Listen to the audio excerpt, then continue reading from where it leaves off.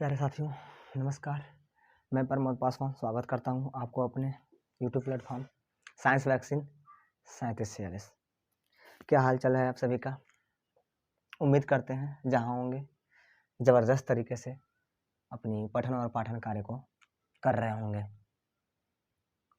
Topic हमारा है class 12 भौतिक विज्ञान को लेकर के शुरू करेंगे। आज से कंटिन्यू हम लोग शुरू करने वाले हैं भौतिक विज्ञान सेकेंड ईयर की, जिसमें मुख्य रूप से हम भाग फर्स्ट को पढ़ने वाले हैं। भाग फर्स्ट में लेसन नंबर 1 है electric charge and electric field, विद्युत आवेश तथा विद्युत क्षेत्र। ये जो टॉपिक है इसको हम लोग स्थिर वैद्युतिकी में पढ़ने वाले हैं, क्योंकि जब हम लोग किसी भी राइटर का बुक उठाएंगे तो प्रारंभ में ही एक शब्द दे रखा है स्थिर वैद्युतिकी। ये स्थिर वैद्युतिकी होती क्या है, इसको हम लोग परिभाषित करें। विज्ञान की वह शाखा जिसके अंतर्गत स्थिर आवेशों का अध्ययन किया जाता है, स्थिर वैद्युतिकी कहलाता है। भौतिक विज्ञान के भाग फर्स्ट में लेसन 1, लेसन 2 और लेसन 3 तक, लेसन 1 स्पेशल, लेसन 1 लेसन 2 तक हम लोग स्थिर वैद्युतिकी पढ़ेंगे। मीन्स फर्स्ट में भी जब जब परिकल्पना करेंगे तब तब हम लोग आवेश को स्थिर मानकर ही चलने वाले हैं। लेसन 2 में भी हम लोग आवेश को स्थिर मानकर ही चलने वाले हैं, लेकिन लेसन 3 में जो ही हम लोग एंट्री करेंगे वहां पर हम लोग मानेंगे कि जो आवेश है वह गतिशील है। मीन्स आवेश अब गति करना प्रारंभ कर चुका है, और आवेश जब प्रवाह करना प्रारंभ हो जाता है तो आवेश प्रवाह की दर को विद्युत धारा कहते हैं। तो यहाँ से आप लोग भाग 1 के लेसन 3 में आप लोग पढ़ेंगे इलेक्ट्रिक करंट, विद्युत धारा, जहां पर आप लोग सीखेंगे विद्युत धारा से कि अब आवेश क्या हुए हैं, बहना प्रारंभ हो गए हैं। फिर से इसको हम लोग परिभाषित करें। स्थिर वैद्युतिकी होता क्या है? शाखा जिसके अंतर्गत केवल और केवल स्थिर आवेश का अध्ययन करने वाले हैं, उसे हम लोग क्या कहते हैं? स्थिर वैद्युतिकी कहते हैं। और चैप्टर की ओर हम लोग बढ़े। वैद्युत आवेश, वैद्युत आवेश होता क्या है? वैद्युत आवेश होता क्या है?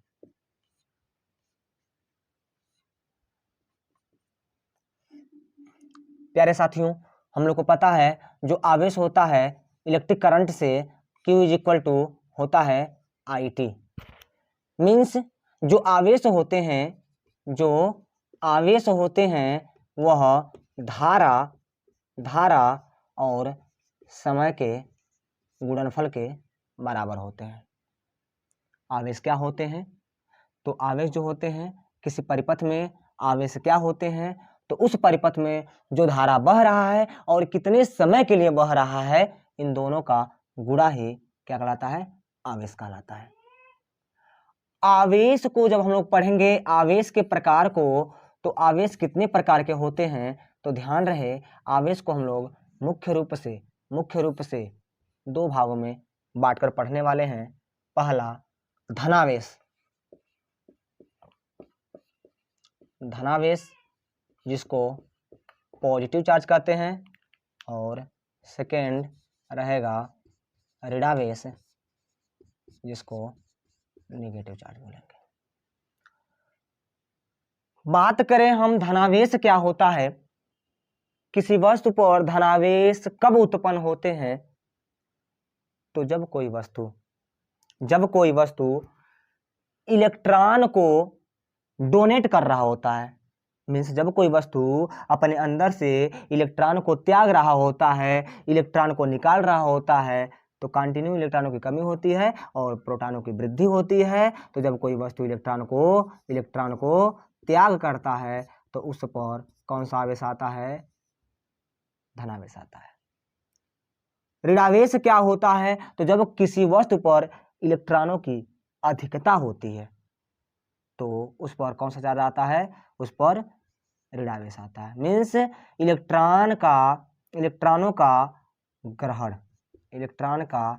ग्रहण, जब कोई वस्तु इलेक्ट्रॉन को ग्रहण करता है तो उस पर निगेटिव चार्ज आता है। आवेश जो होते हैं धनावेश और ऋणावेश, अब इसको हम लोग विथ प्रैक्टिकली समझने वाले हैं कि धनावेश क्या होते हैं, ऋणावेश क्या होते हैं और आवेश उत्पत्ति के मुख्य स्रोत क्या हैं। तो आवेश उत्पत्ति के मुख्य स्रोत जब तक दो या दो से अधिक वस्तुओं को आपस में घर्षण न कराएंगे तब तक उस पर आवेश उत्पन्न ही नहीं होगा।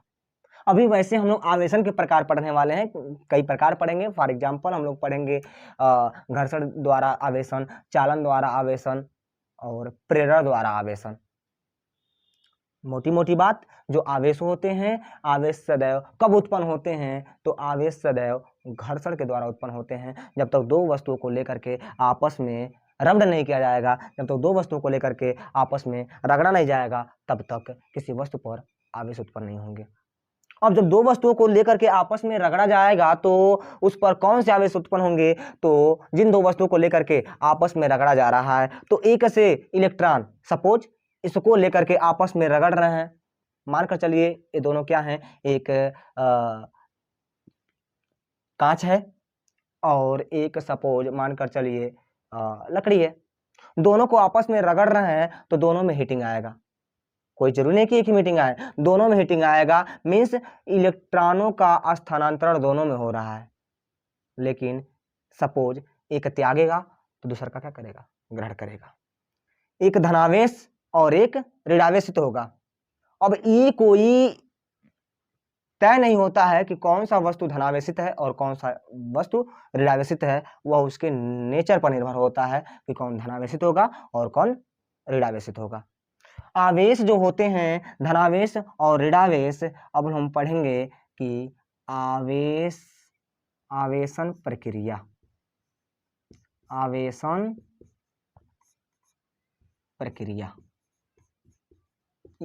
प्रक्रिया क्या होता है? वस्तु को आवेशित कितनी विधियों से कर सकते हैं? तो वस्तु को आवेशित मुख्य रूप से तीन विधि से, मुख्य रूप से बता रहे हैं, तीन ही विधि से इसको आवेशित किया जा सकता है। पहला यदि हम बात करें तो घर्षण द्वारा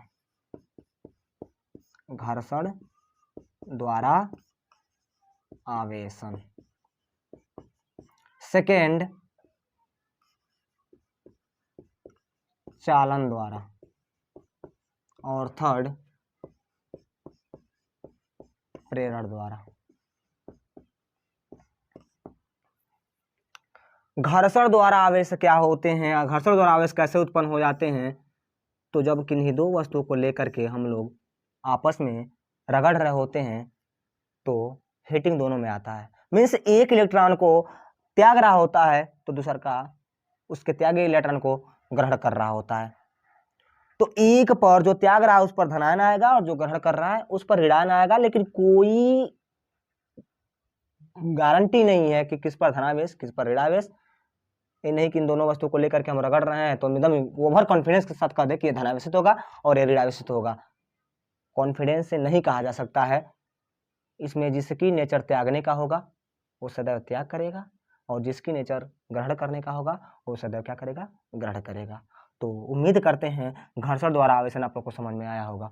जब दो वस्तु को आपस में रगड़ रहे होते हैं तो दोनों ही आवेशित हो रहे होते हैं, एक धनावेशित हो रहा होता है, एक ऋणावेशित हो रहा होता है। चालन द्वारा आवेशन क्या होता है? चालन द्वारा आवेशन क्या होता है इसको हम लोग देखेंगे। चालन द्वारा आवेशन विथ एक्सपेरिमेंटली देखेंगे। तो जब एक आवेशित वस्तु को सपोज इसको हम एक समान रूप से धनावेशित कर दिए हैं, एक आवेशित वस्तु को उदासीन वस्तु के पास लेकर जाते हैं और इसको संपर्क में कर देते हैं तो इससे कुछ आवेशों का स्थानांतरण इस पिंड पर हो जाता है। तो संपर्क द्वारा एक वस्तु से इलेक्ट्रॉन को दूसरे वस्तु पर स्थानांतरण करना चालन द्वारा आवेशन कहलाता है। बात करें हम प्रेरण द्वारा आवेशन,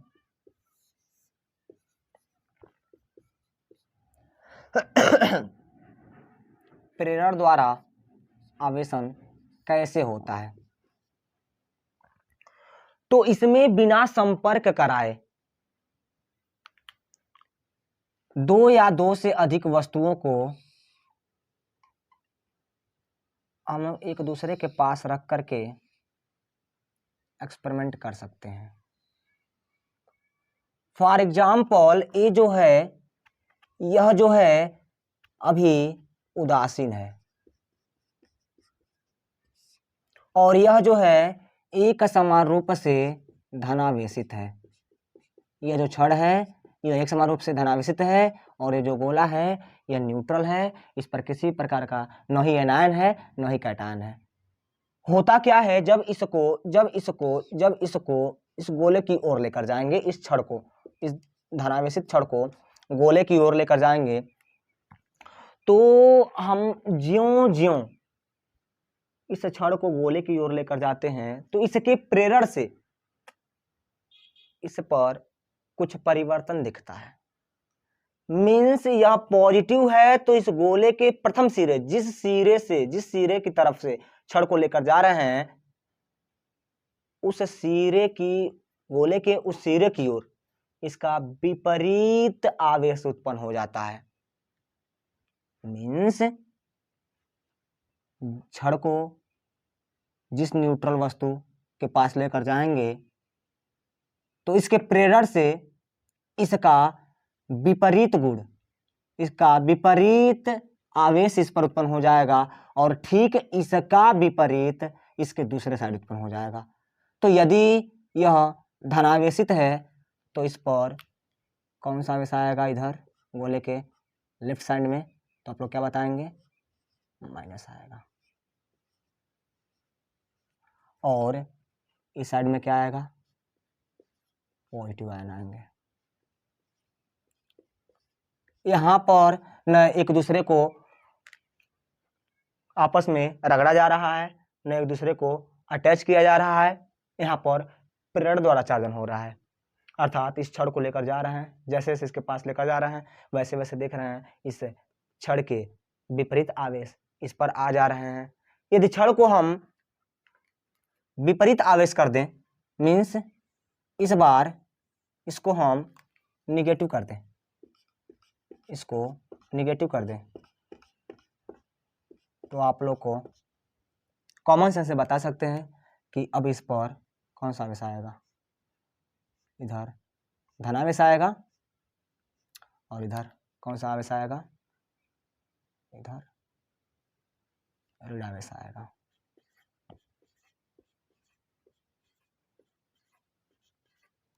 अब हमें इस गोले को चार्ज करना है, इस माइनस आवेश को, ऋणात्मक आवेश को हम हटाना चाहते हैं, तो इस गोले का संपर्क हम भू संपर्कित कर देंगे, जिससे भू संपर्कित कर देंगे, जिससे जो माइनस आवेश हैं, जो नेगेटिव आवेश हैं, वह पृथ्वी के अंदर समाहित हो जाएंगे और ये जो गोला है एक समान रूप से आवेशित हो जाएगा। तो एक बार हम लोग रिकॉल करेंगे स्थिर वैद्युतिकी क्या होता है। विज्ञान की वह शाखा जिसके अंतर्गत स्थिर आवेश का अध्ययन किया जाता है स्थिर वैद्युतिकी कहलाता है। वैद्युत आवेश क्या होते हैं, तो किसी परिपथ में धारा तथा समय के गुणनफल को आवेश कहते हैं और फार्मूला होता है Q = I/T। इसकी मात्रक के बारे में बात करें तो आवेश का मात्रक होता है कूलाम, दूसरा मात्रक फार्मूले से हम लोग प्रयोग कर सकते हैं, धारा का मात्रक होता है एम्पियर, धारा का मात्रक एम्पियर और समय का मात्रक सेकेंड। तो आवेश का दूसरा मात्रक क्या मिला, एम्पियर × सेकेंड मिला। फिर आवेश के प्रकार हम लोग पढ़ेंगे तो आवेश दो प्रकार के होते हैं, या तो एक धनावेश और दूसरा का ऋणावेश।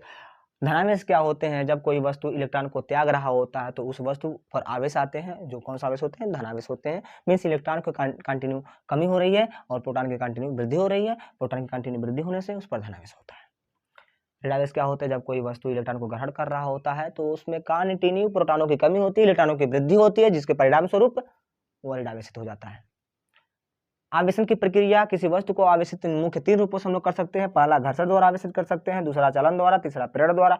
घर्षण द्वारा क्या होता है? जब दो वस्तु को आपस में लेकर के रद्द रगड़ते हैं तो दोनों ही वस्तु में हीटिंग आती है, अर्थात इलेक्ट्रॉन दोनों से ही स्थानांतरित होते हैं। एक से जाता है तो दूसरा का उसको ग्रहण करता है, एक अपने अंदर से त्यागता है तो दूसरा का उसको अपने क्या करता है? ग्रहण करता है। इस प्रकार वस्तु क्या हो जाती है? चार्ज हो जाती है। चालन द्वारा क्या होता है?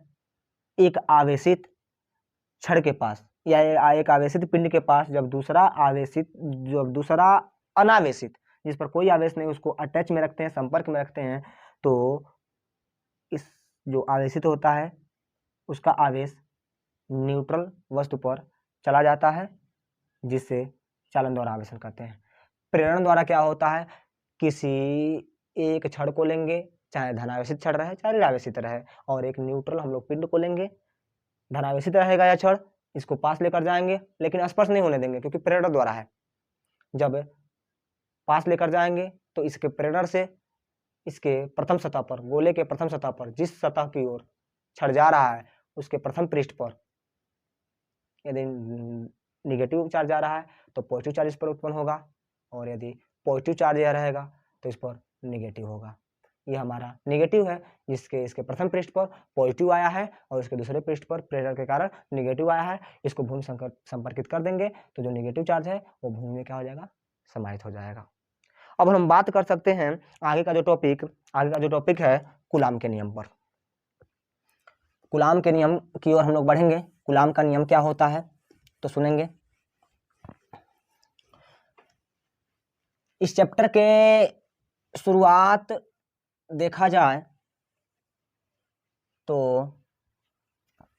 इंटरेस्टिंग है। जैसे हम लोग गुरुत्वाकर्षण बल पढ़े हैं, किनका? न्यूटन जी का। ठीक उसी प्रकार हम लोग पढ़ने चल रहे हैं कूलाम का नियम। कूलाम का नियम ठीक समतुल्य है यह गुरुत्वाकर्षण के नियम से। गुरुत्वाकर्षण में क्या बताया गया है? ब्रह्मांड में किन्हीं दो पिंडों के मध्य लगने वाले बल को गुरुत्वाकर्षण बल कहा जाता है, लेकिन कूलाम के नियम में ब्रह्मांड के बहुत बड़े बड़े पिंडों के मध्य लगने वाले बल को हम लोग नहीं सीखेंगे, हम लोग आवेशों के मध्य लगने वाले बल को सीखेंगे। तो सपोज करें यहाँ पर एक आवेश है और यहाँ पर ये दूसरा आवेश है।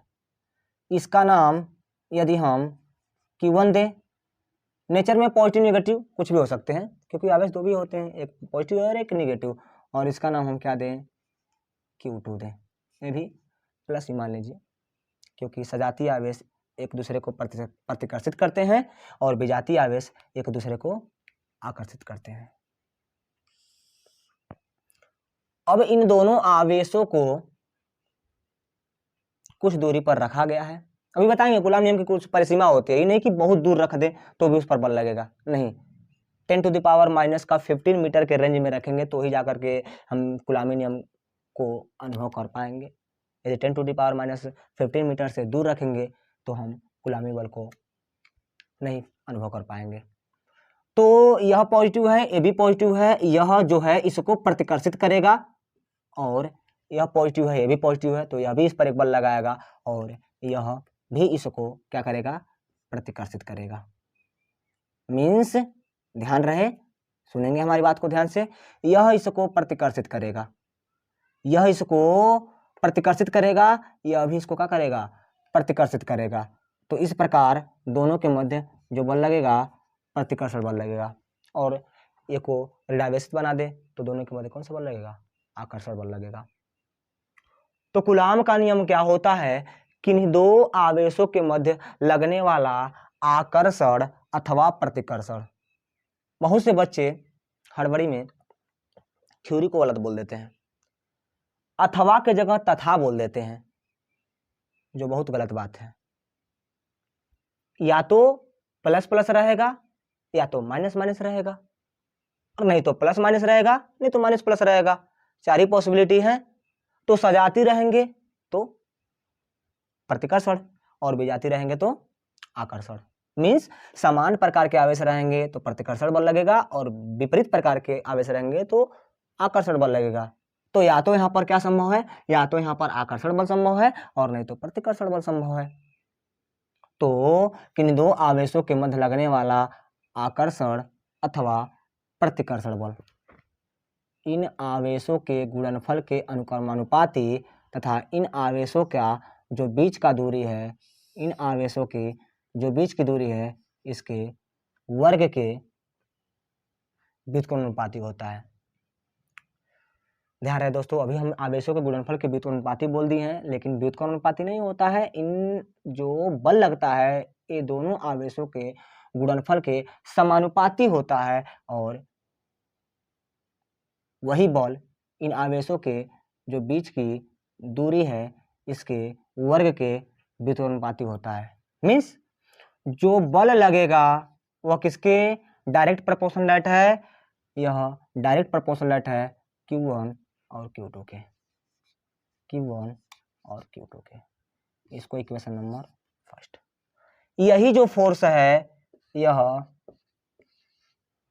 व्युत्क्रमानुपाती होता है बीच की दूरी का वर्ग, और व्युत्क्रमानुपाती का मतलब होता है 1/, बीच का दूरी कितना है r है, लेकिन बीच का दूरी का वर्ग means square. Equation number second. Equation number first and equation number second से लेफ्ट हैंड साइड देख रहे हैं F then F direct proportional that Q1 Q2 by R square. ध्यान है प्यारे साथियों, यह जो समानुपाती का सिंबल है फिजिक्स हो या केमिस्ट्री हो इसमें हटाना पड़ता है। फिजिक्स में इसको हटाते हैं तो नियतांक लगाते हैं, और केमिस्ट्री में इसको हटाते हैं तो स्थिरांक लगाते हैं, तो हम बढ़ सकते हैं आगे। एफ इज इक्वल टू, हाँ अब एक नियतांक देंगे समानुपाती नियतांक जिसको के लिखेंगे और Q1 Q2 by R square, जहाँ के क्या है, जहाँ के समानुपाती नियतांक है, जहाँ के क्या है समानुपाती नियतांक है। अब इससे थोड़ी सी हम नॉलेज को इकट्ठा करें। सीजीएस पद्धति में के का मान 1 होता है। सीजीएस पद्धति में K is equal to 1, then F is equal to Q1, K का मान 1 रख दिए, Q1 Q2 by R square. Coulomb नियम की परिसीमा देख लें यहाँ से। कूलाम नियम की परिसीमा, कूलाम नियम का परिसीमा क्या होता है, इसका मात्रक होगा बाबू ध्यान रहे न्यूटन। सीजीएस पद्धति में के का मान 1 होता है, लेकिन बात करें हम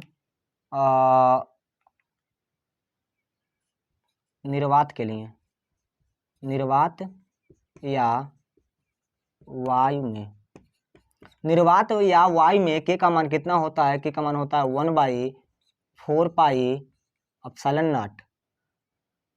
सीजीएस पद्धति में के इज इक्वल टू 1 होता है। निर्वात के बारे में बात करें तो निर्वात में के का मान होता है 1/4 पाई एप्सिलॉन नॉट। अब इस के मान को उठा करके हम चाहें, इस के मान को उठा करके हम चाहें तो समीकरण नंबर 3 में रख दें, देखें क्या डाटा मिल रहा है। तो F is equal to 1/4 4 pi epsilon nought Q1 Q2 by R square. ध्यान रहे प्यारे दोस्तों, यदि हम पाई के मान को रख दे 3.14 और एप्सिलॉन नॉट, जहाँ एप्सिलॉन नॉट क्या है, नया शब्द है एप्सिलॉन नॉट। एप्सिलॉन नॉट क्या है? एप्सिलॉन नॉट जो है वह निर्वात की वैद्युतशीलता है, निर्वात की वैद्युतशीलता है। और इसका मान कितना होता है? एप्सिलॉन नॉट का निर्धारित वैल्यू होता है 8.85 इंटू 10⁻⁻12। और इसके मात्रा के बारे में बात करें तो इसको यहाँ पर लेकर आएंगे, इसको यहाँ पर लेकर आएंगे, मीन्स एप्सिलॉन नॉट को F के पास, F को एप्सिलॉन नॉट के पास, तो मात्रा क्या होगा एप्सिलॉन नॉट का? Q1 Q2। आवेश, आवेश मीन्स आवेश का स्क्वायर, आवेश का मात्रा क्या होता है? कूलाम, तो क्या हो जाएगा? कूलाम का स्क्वायर। और F यहाँ पर आएगा इसके जगह, तो हो जाएगा बाई, क्या हो जाएगा? न्यूटन, बल का मात्रक न्यूटन। और दूरी है, दूरी का मात्रक मीटर, मीटर इंटू मीटर क्या हो जाएगा? Metre square. Then epsilon not का मात्रक आया coulomb square by newton metre square. अब जब हम लोग यदि if pi is equal to, pi का मान आप लोग रख सकते हैं 22/7 या आप लोग रख सकते हैं 3.14 और एप्सिलॉन नॉट का मान 8.85 into 10⁻⁻12 coulomb square by newton metre square रखेंगे और सरल करेंगे तो इसका डाटा, इस टोटल का डाटा, इसका डाटा अर्थात किसका? 1/4 पाई एप्सिलॉन नॉट का डाटा 9.0 इंटू 10⁻9 आता है। देन हम लोग 1/4 पाई एप्सिलॉन नॉट के जगह 1/4 पाई एप्सिलॉन नॉट के जगह रख सकते हैं F is equal to 9.0 into 10⁻9 और Q first Q second by R square. मात्रा किसका मिलेगा? न्यूटन। तो प्यारे साथियों, आशा करते हैं यह जो छोटा सा डेरिवेशन है आप लोग को बेटर तरीके से समझ में आया होगा और एग्जाम के दृष्टिकोण से यह इम्पोर्टेंट है। रिकॉल कर ले हम लोग एक बार कूलाम का नियम, किन्हीं दो आवेशों के मध्य लगने वाले आकर्षण अथवा प्रतिकर्षण बल को हम लोग क्या कहते हैं? कूलाम का नियम। जो बल लगता है वो दोनों आवेशों के गुणनफल के समानुपाती एवं जो बल होता है इसके बीच की दूरी के वर्ग के व्युत्क्रमानुपाती होता है। और दोनों को हम लोग दोनों इक्वेशनों को जब कंपेयर किए हैं तो F direct proportional at Q1 Q2 by R square, जहाँ पर इसको हटाते हैं, बराबर लगाते हैं और कोई नियतांक देते हैं, समानुपाती का सिंबल तो समानुपाती नियतांक है। सीजीएस पद्धति में के का मान यदि हम लोग 1 रख दे तो F is equal to Q1 Q2 by R square newton के रूप में आएगा। और निर्वात में के का मान होता है 1/4 पाई एप्सिलॉन नॉट, रखें F is equal to 1/4 pi epsilon nought Q1 Q2 by R square. और जहाँ एप्सिलॉन नॉट जो है निर्वात की वैद्युतशीलता है, इसका मान होता है 8.85 into 10⁻⁻12 coulomb square by newton metre square. If pi is equal to 3.14 और epsilon nought is equal to 8.85 into 10⁻⁻12 then इसको सरल करने पर, वैल्यू को रख करके सरल करने पर आता है 1/4 pi epsilon nought is equal to, इसका वैल्यू आता है सरल करने पर 9.0 इंटू 10⁻9। बात कर लें, जाते जाते बात कर लें हम कूलाम नियम की परिसीमा की। कूलाम नियम की परिसीमा, कूलाम नियम की परिसीमा। तो जो कूलाम की नियम की कुछ रेंज होती हैं, कुछ सीमाएं होती हैं।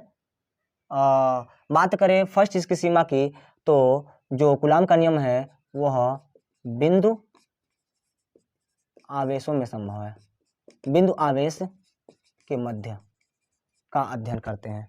कूलाम नियम बिंदु आवेशों के मध्य लगने वाला बल है। और सेकेंड, यदि बीच की दूरी बहुत अत्यधिक दूरी पर रख देंगे तो कूलाम नियम को हम लोग न फील कर पाएंगे और न ही लागू हो पाएगा। तो मीन्स जो दूरी है आवेशों के बीच की, जो दूरी है अर्थात r का वैल्यू 10⁻⁻15 मीटर से अधिक नहीं होनी चाहिए। तो कूलॉम नियम के कुछ इम्पोर्टेंट परिसीमा है। आशा करते हैं बेटर तरीके से समझ में आया होगा। यदि समझ में आया हो तो जो न्यू स्टूडेंट हैं वो सब्सक्राइब करें, साथ साथ लाइक और कमेंट करें, और जो जुड़े हुए हैं पहले से वो लाइक के बटन पर टिक करके शेयर करें। जय हिंद, जय भारत। बहुत जल्द मिलते हैं इसके अगले टॉपिक को लेकर के। नमस्कार।